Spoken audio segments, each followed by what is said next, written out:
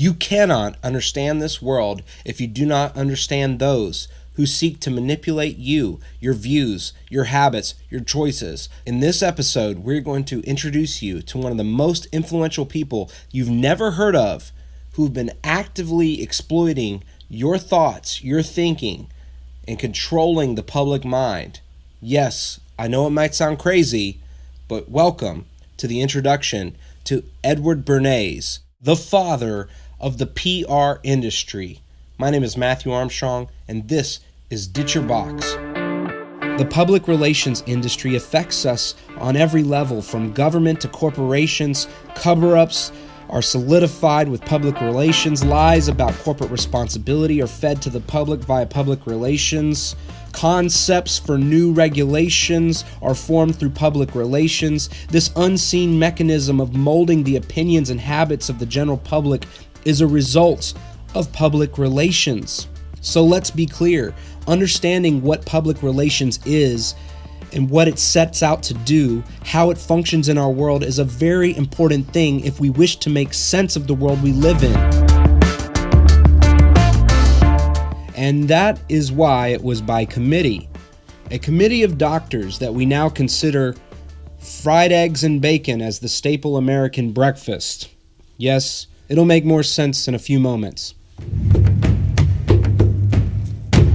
What I want to do is show you how the term conspiracy theorist is completely irrelevant to understanding the world we live in.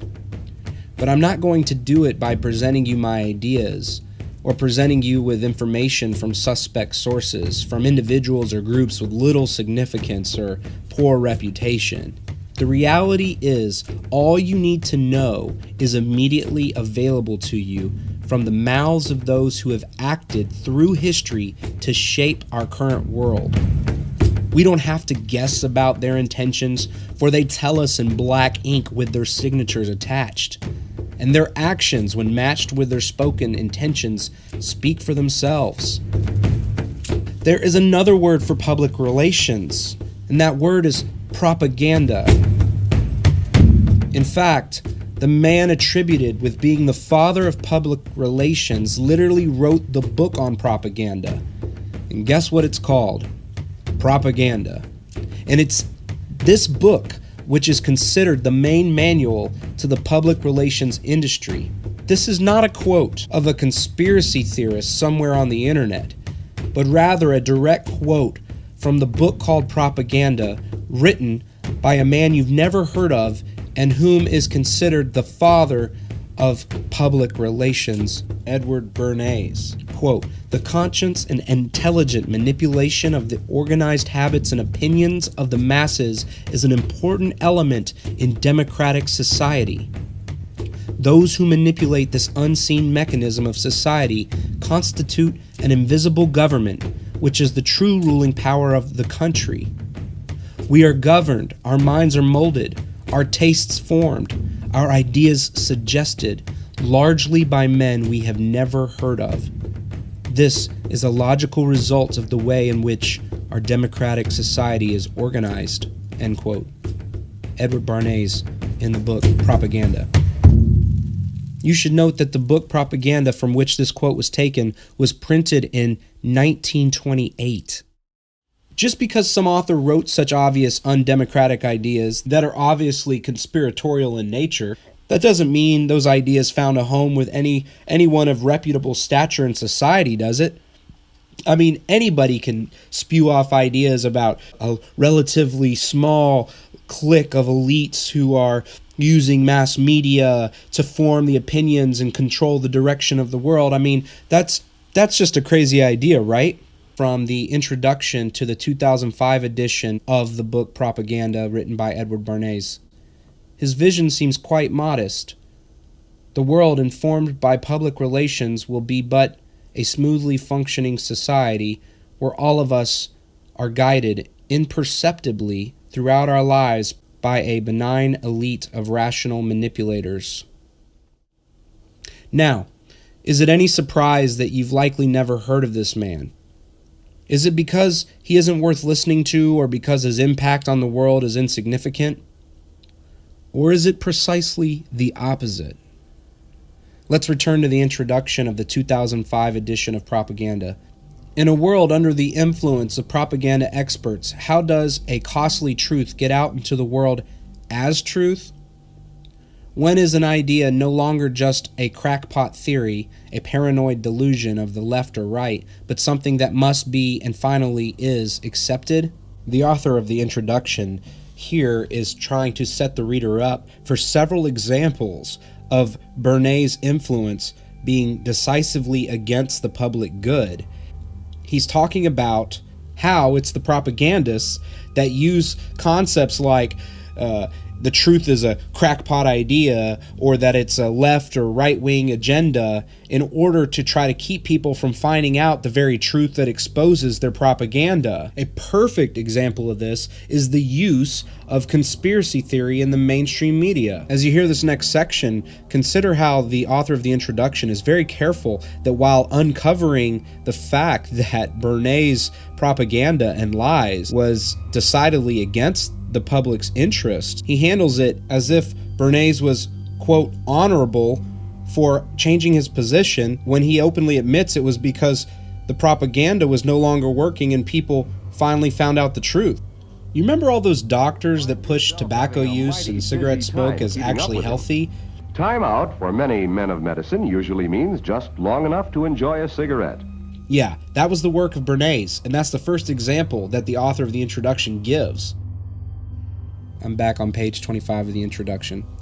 Bernays' eventual stand on cigarettes was admirable indeed, especially considering his own prodigious work from the mid-30s for George Washington Hill's American Tobacco Company. Said in parentheses, the propagandists helped Hill sell a lot of Lucky Strikes.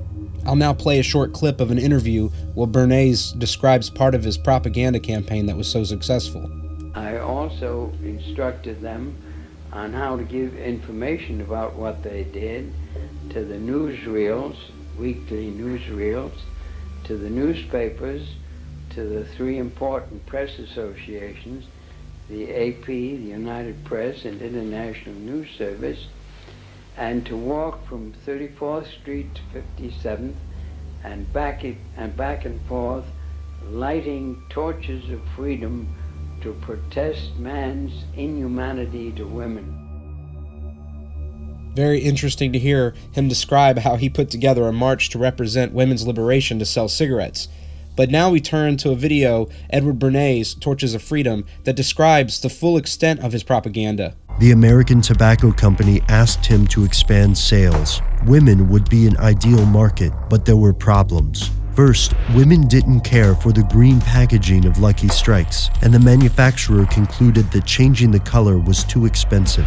Second, it was taboo for women to smoke in public. Bernays took a unique approach to these obstacles. First, he recommended that if the packs must stay green, they should make green the premier color of the fashion season.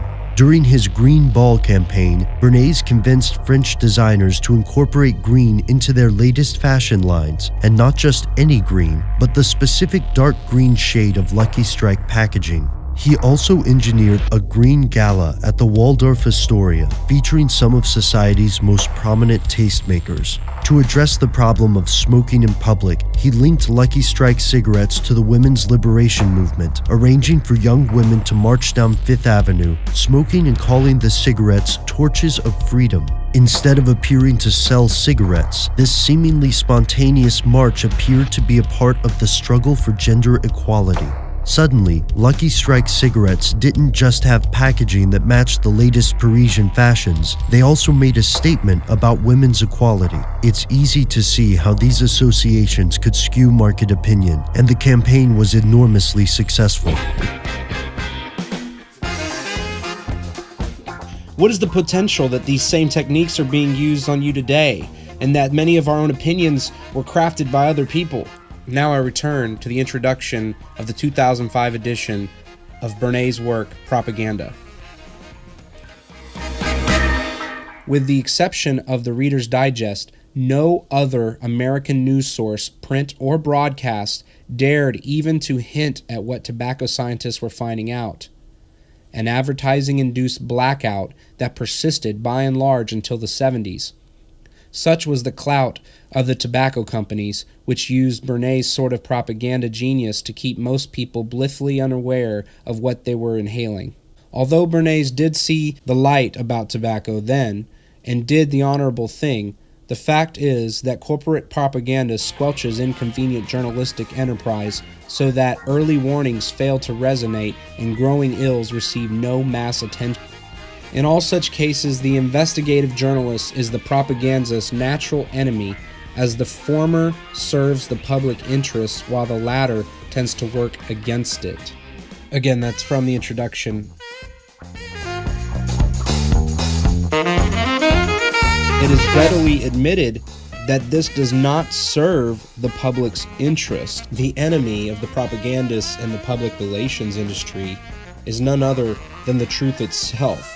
Now it makes a little more sense when you look around to see just how fake everything is and how everything's a gimmick, everything's a lie. We're literally inundated and surrounded by propaganda. It also explains the transformation of news from legit investigative journalism to these talking head entertainers who are just tools for the propagandists. Thus, by its very nature, the main channels for public relations, namely the media, has an inherent conflict of interest and actively conspires against the public good. I'm going on further in page 26. Other of Bernays' campaigns were likewise meant to preempt all discussion, if not all conception, of some rational alternatives to the established ways of doing business. In 1953, Bernays helped put across the myth that Guatemala was at risk of communist subversion, a serviceable legend. Bernays was then employed by the United Fruit Company, at whose behest the Eisenhower administration used the CIA to overthrow the democratically elected government of Arbenz. Thus was Guatemala forced to start its gruesome modern history as a quasi-fascist oligarchy. From that point on, the bananas and pineapples would continue to be safely picked by inexpensive native labor under careful watch, with all the profits flowing north. The possibility of some other, less explosive, non-colonial arrangement was clearly not to be imagined by Bernays, just as United Fruit could not imagine it. And so it never could become a public issue. And that was from the introduction of Propaganda, page 27. Interesting, isn't it? Now I turn your attention to this video clip called Edward Bernays Selling War.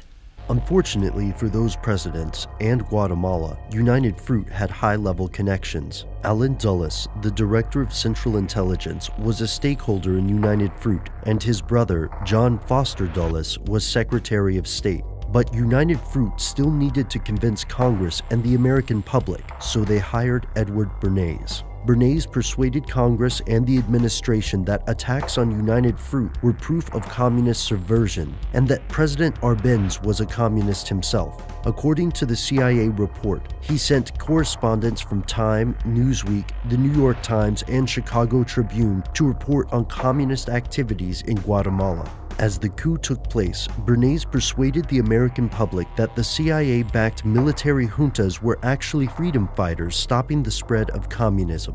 Bernays' work paved the way from the 1954 coup of Guatemala, which triggered a civil war that would last for 4 decades. By the time this war ended, hundreds of thousands had died.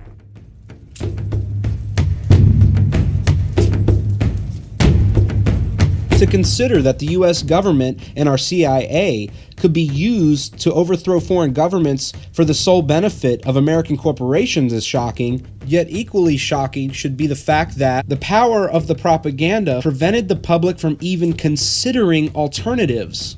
And since it seems abundantly clear that the same techniques are being used on us all the time in order to keep us from being able to grasp or even hold in our mind the truth of reality, I have to point out, we are talking about the way the world actually works, not the way they want you to think it works. This is reality. Now, listen to what Bernays has to say. As someone with such intimate knowledge of how the system really works, he says, and I quote, "We are governed, our minds are molded, our tastes formed, our ideas suggested, largely by men we have never heard of. This is a logical result of the way in which our democratic society is organized. Our invisible governors are, in many cases, unaware of the identity of their fellow members in the inner cabinet.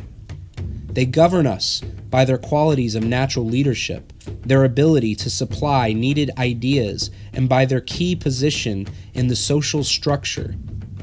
Whatever attitude one chooses to take towards this condition, it remains a fact that in almost every act of our daily lives, whether in the sphere of politics or business, in our social conduct or our ethical thinking, we are dominated by the relatively small number of persons who understand the mental processes and social patterns of the masses.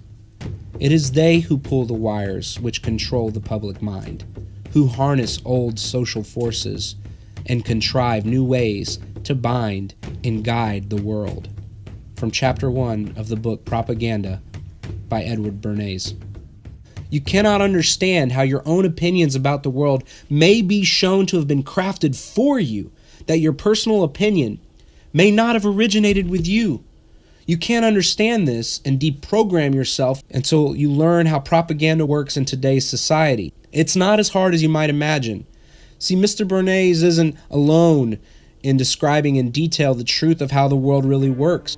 You'd be surprised at how many of these people who were part of this inner elite actually share their thoughts, their ideas, even their strategies for the world. And unlike what you've been told, expanding your awareness, educating yourself about how the world really works and why, doesn't necessitate dealing with hypotheticals or theories. We're dealing with facts, provable facts that ground us with a vision of the world that dispels the myths of both the propagandists and the conspiracy theorists.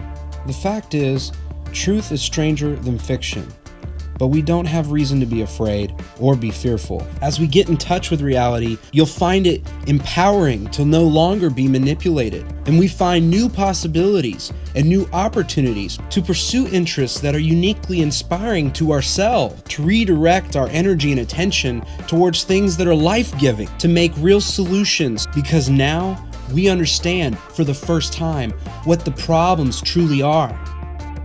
I hope you found this presentation useful, maybe even empowering. I'm going to include in the description 2 other sources of information on propaganda and Edward Bernays. If the enemy of propaganda is investigative journalism, we need to become our own investigative journalists, and at the very least, do what we can to support and spread the message of those giving us a clearer picture of the world. So next time you hear the term conspiracy theory, pay attention to its intended use. You are a little more armed to defend yourself against those who wish to propagandize you. And to those who think such ideas are crazy, ask them if they've ever heard of Edward Bernays. This is Matthew Armstrong with DitchYourBox.com. If you like this content, do me a favor and subscribe to my channel, like this video, and share it with others. Thank you for listening. Be free, know truth, and keep it playful.